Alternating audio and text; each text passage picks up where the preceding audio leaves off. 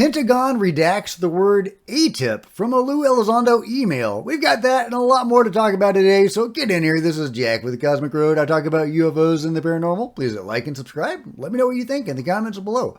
Okay, from the Black Vault. Through a Freedom of Information Act originally filed in June 2021, the Black Vault has just obtained the official release of an email chain involving Lou Elizondo, the alleged former head of the Pentagon's Advanced Aerospace Threat Identification Program, ATIP, and Neil Tipton, a defense official who previously worked as the Director of Defense Intelligence Collection and Special Programs. A portion of these emails was initially published by Popular Mechanics in 2020, then later seen as a part of a Department of Defense Inspector General complaint submitted by Elizondo in 2021, then later published by the New York Post in 2022. But in the newest FOIA release, the references to ATIP, along with a memorandum written about ATIP and the transferring of duties, was withheld from release and redacted by the DoD, despite the unclassified emails already having been in the public domain for years. So what is that all about? Why are they redacting ATIP? That is so weird. That is so weird, guys. Through the public release of Elizondo's IG complaint by the New York Post, it is well known that Elizondo's email states that an attached memo helps Tipton better assume the new responsibilities for ATIP. That memo was also written by Elizondo. However, in the official release of the emails already in the public domain, the reference to ATIP in the body of the email is redacted under FOIA exemption B5, along with the entire memo Elizondo had written transferring the responsibilities of ATIP to Tipton. The redacted line in the email is crucial to the ATIP story, as it directly references ATIP in a manner that supports Elizondo's claims of some level of involvement in the effort. Though the Pentagon's decision to redact the line does come as a surprise, since the line is not deliberative in nature, nor does it quite fit in the other areas would exempt. The selective redaction by the government raises questions about the transparency behind what ATIP was and was not. And I'll let you read the rest of this at your leisure. But yeah, why would the government redact ATIP? That's so strange. That's so strange. Lou Elizondo himself replies to this. He says, I find it perplexing that the Pentagon redacted the word ATIP from my email. Two reasons to redact information legally. One, it's classified. Two, it's to protect an individual's privacy. Neither is the case. A disturbing trend by the Pentagon to continue its lies. I guess EO 12958, Section 1.8 in ODNI Classification Guide, Section 2.2, don't apply to the Pentagon. These documents strictly forbid classifying information to avoid embarrassment. By this reasoning, I guess they will redact the name Arrow too? Congress should be enraged, and so should the American people. Shameful and deceitful, period. I would expect this behavior from a third world's military junta, but not that of a free society, unless we are no longer one. So, yeah. So what does all this mean? I don't know, guys. I would love to hear your thoughts on why the Pentagon is redacting the word ATIP. Do they simply not want to corroborate Lou Elizondo's claims of directing ATIP? Is that basically what's going on? This is, another attack on Lou? Is that what we're seeing? That's what it looks like to me. They don't want to allow Lou to be able to say, look, in these FOIA'd emails, it clearly shows that I was the director of ATIP and I was transferring duties to a new individual, Tipton. Is that what's going on? Because that's certainly what it looks like to me, but let me know your thoughts in the comments below. Meanwhile, Carl Nell will be speaking at the SALT conference instead of David Grush. I don't know what's up with that. I don't know what's going on, what behind-the-scenes shenanigans are taking place to prevent David Grush from speaking at the SALT conference, because there's got to be some shenanigans going on, right? I mean, maybe it's a legitimate scheduling conflict. Yeah, sure, maybe. But maybe not. Maybe something else is going on there. I don't know. Either way, we are getting Carl Nell instead. And hey, I love to hear from Carl Nell, so I'm looking forward to seeing what he has to say at the SALT conference. Meanwhile, on Reddit, there is a professor who was an engineer. Currently, he is a professor, but he is saying that he was an engineer working for the control group, helping them to reverse engineer UFOs. A very interesting, a very long Reddit post. It's a very long Reddit post. But really interesting stuff here. It seems very genuine. If it's a hoax, somebody put a lot of effort into this. A lot of, and it feels very authentic. So is this legit? Again, I don't know, but it's extremely intriguing. One part of it is he says David Grush is the real deal. He also talks a little bit about Sean Kirkpatrick. He says, I have a hunch that the current public-facing task forces are actually their own wing within security. A friend of mine texted me once, Sean Kirkpatrick, you can get your ass kicked. Ha! Don't confuse these public-facing task forces with the work Dave and co. are doing. Dave is the real deal. So yeah, he's calling Arrow a public-facing task force, part of the security wing. In other words, part of the cover-up, right? Arrow is part of the cover-up, and that seems to be what he is implying. And if you speak out, Sean Kirkpatrick will kick your ass. So really interesting. I don't know what to make of all of this.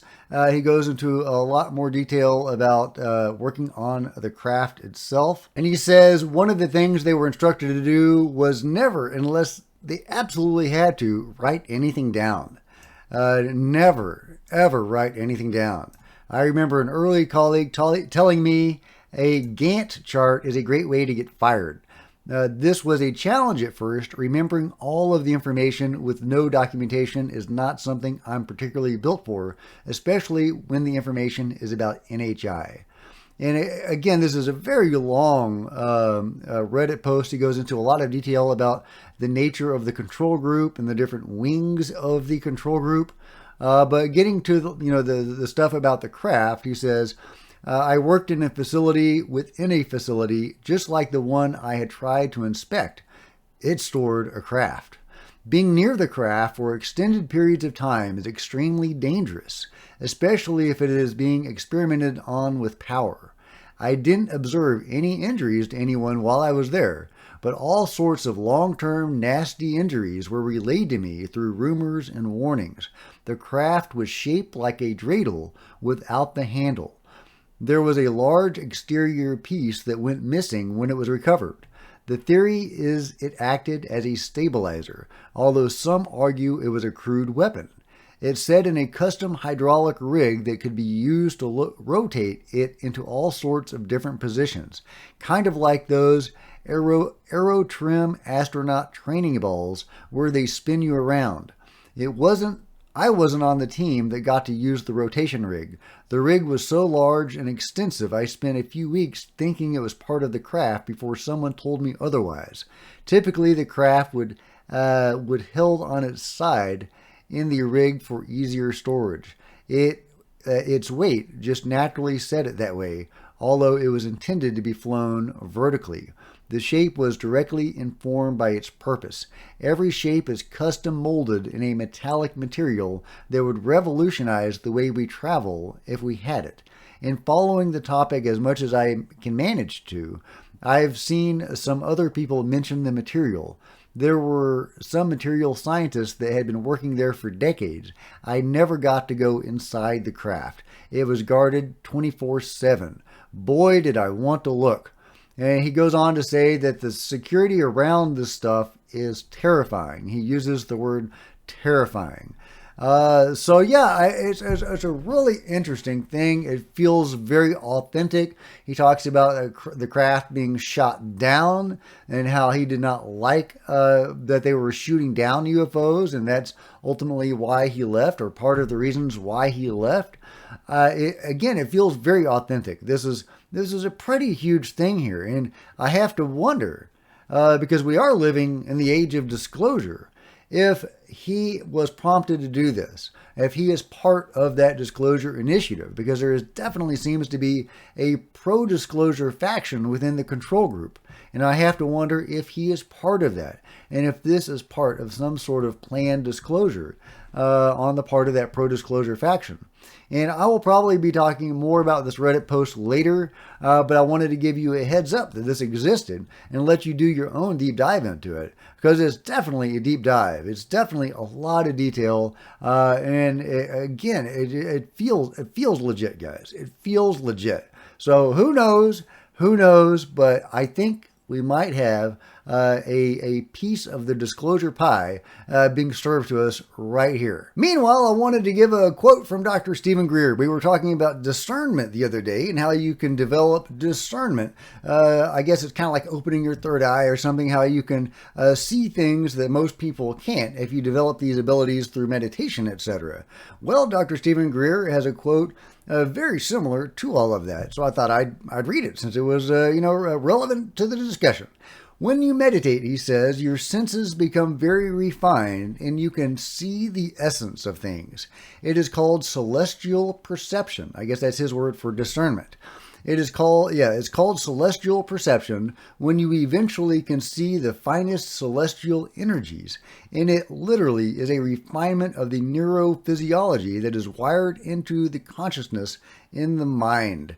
So I love that. I think that's a really good explanation, such as it is, as understandable as it is, for, discernment and, opening your third eye or whatever you want to call it, where you can see things that, the rest of us muggles can't. I haven't developed this ability, but I know that some people have. I have had some luck seeing some stuff, but when I meditate, I don't see stuff. So let me know if you have. I have had some cool experiences in meditation, including one actual communication with some being who was giving me some thoughts about the nature of the universe. I was trying to make peace with the nature of the universe, to feel love for the universe when there's so much darkness in the universe. And I ask, the beyond, I ask, God, whoever, to help me figure that out and help me resolve that. And I got a message from somebody, my guides, I don't know who from, and the message was very short. It was, I got it one word at a time, like several seconds apart. It was very interesting how it came to me in my mind. The universe is a frequency. It must vibrate to exist. That was the message I got. The universe is a frequency. It must vibrate to exist. And I don't think it was trying to explain physics to me, because my question was, how do I love the universe? And the answer was, well, the universe must vibrate to exist. Meaning yin and yang, ups and downs, good and evil, light and dark, and all of that kind of stuff is the only way that I can interpret that. Because again, I don't think it was trying to explain physics to me, because that would not have answered my question. So that's one experience I had during meditation. I don't know if that's discernment or what that was, but it was definitely a very clear answer to my question. So I am trying to meditate every day. I'm about to start a regimen where I do meditate every day, and we'll see how that goes. Wish me luck and let me know how your own meditative experiences have gone and how they have helped you. In other news, archaeologists have discovered something mysterious underground near the Giza pyramids. They refer to it as an anomaly, but it's some sort of structure underground. It may be a tomb or something related to a tomb, but we don't know what it is. But it's near the Giza pyramid. While it is not clear exactly what lies below the surface at this location, the anomaly could correspond to a grave-related structure. We believe that the continuity of the shallow structure and the deep, large structure is important. From the survey results, we cannot determine the material causing the anomaly, but it may be a large subsurface archaeological structure. the author said. It is important that the remains must be promptly excavated to establish their purpose. So there you go, a new piece of the Giza puzzle may be coming into focus. So hopefully they'll be able to excavate that soon and find out what new structure has been found on the Giza pyramid. Super fascinating, guys. Meanwhile, did you know that 12,000 years ago, mysterious egg-headed people inhabited China? What? This is from howsandwhys.com, sent to be by Nico. Thank you, Nico. Archaeologists excavated 25 human skeletons with elongated skulls, dating back perhaps as long as 12,000 years ago from Hutalmoga. I said that right. You know I said that right, guys. You know I said that right. Anyway, they excavated from this archaeological site in northeast China. The strange shape of the skulls symbolize a part of the ritual in ancient China. The discovery provides additional proof that the cranial alterations were prevalent in ancient East Asia and were a customary practice throughout the world during prehistoric times. Yes, indeed. Look at that. Look at that, guys. And here's other evidences of elongated skulls from skull binding in China. And, you know, I've done I've done a good number of videos on the elongated skull beings in the humans that seem to be associated with them. The humans practice skull binding possibly to emulate the non-humans or the hybrids or whatever the elongated skull people were. Maybe to have the same abilities that the elongated skull people did. You know, they thought maybe if they could shape their skulls like they were, then they could have some of those abilities. Maybe they did it out of respect to honor the elongated skull beings, the genuinely non-human or not all the way human beings. You know, we don't know why the humans practice skull binding, but the fact that it exists all over the world, from Australia to South America to Africa to France, just all over the place. Humans were practicing skull binding. And in certain of these locations, we know that the humans of the time seem to have been interacting with the genuine elongated skull beings, like in Paracas. So I think that this is just one more piece of evidence that this was a global phenomenon. I find it hard to believe that so many different cultures would have arrived at this very distinct practice independently of each other. This is a very distinct practice, guys. I mean, you don't just wake up in the morning and say, hey, I'm going to bind my head.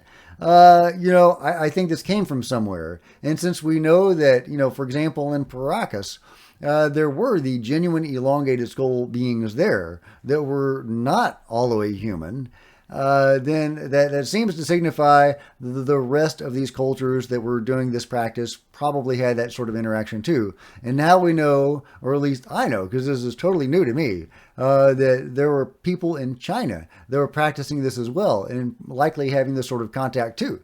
Very cool. I asked my wife about it. She's Chinese from China, and she had never heard about this. So possibly not very well known, even in China. I don't know. But yeah, very cool, guys. So let me know what you think. Last but not least, Taylor Swift gets beamed down by a UFO. I love it. I love it. I mean, I wouldn't know a Taylor Swift song if it bit me, but I think this is awesome. Getting this in the public consciousness, getting people to talk about UFOs and think about UFOs. This is kind of what we need is, for people like Taylor Swift to be talking about UFOs and making people aware of that idea, right? Raising people's consciousnesses or whatever, and allowing them to entertain the notion of UFOs. Now, if we can get her actually talking about contact with the beings or, studying Lou Elizondo or what she thinks about Dave Grush, that would be even a further step. So I love it. I hope this gets out into popular culture more, that more and more people are talking about UFOs. And I hope they do dive into the research and what's actually going on right now, not just using it as a fun gag in a concert. But either way, hey, I'll take it. I'll take it, guys. So let me know what you think about that and everything else covered today in the comments below. below. And if you've enjoyed this video, please give me a big thumbs up. I sure would appreciate it. Smash the like button and the subscribe button and the bell to be notified of future videos. You don't want to miss a thing. Join me on social media, Facebook and Twitter, links below. Love to see you guys there. If you wanted to support Cosmic Road in a bigger way, consider grabbing a coffee mug or a t-shirt in the merch store below, or by becoming a channel member, because channel members are rock stars, and I really appreciate you guys' support. Thank you. Also, channel members frequently get to see videos hours ahead of everybody else. Meanwhile, there are plenty of other videos on the channel, and I'll see you guys next time. This is Jack with Cosmic Road, signing out.